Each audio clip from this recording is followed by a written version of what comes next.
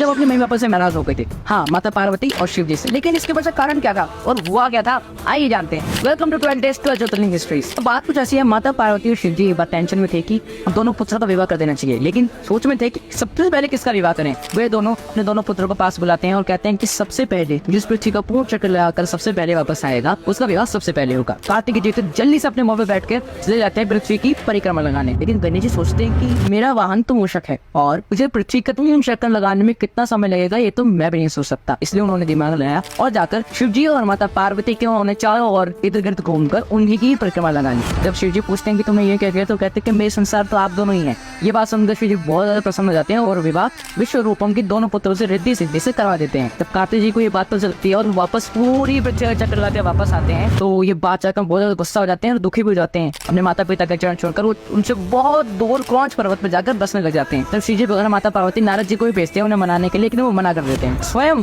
शिव शक्ति कैलाश से बाहर आती हैं और क्रौंच पर्वत से उनसे मिलने जाती हैं, पुत्र तुम कैलाश पर वापस आ जाओ। तब भी वो नहीं मानते और वहाँ से 35-36 मील दूर चले जाते हैं। और तभी शिव शक्ति वही सम्मिलित रूप में विराजमान हो जाते हैं, जो कि आज मल्लिकार्जुन ज्योतिर्लिंग के नाम से प्रसिद्ध है। यह थी कथा दूसरी ज्योतिर्लिंग की। मल्लिकार्जुन की हिस्ट्री तो बहुत बड़ी है, बहुत वास्ट भी है, बहुत अलग अलग कथाएं अलग अलग बुक्स में है। आपको कौन सी पता है और जरूर कमेंट में बताना। तब तक के लिए फॉलो करें ज्ञान के लिए।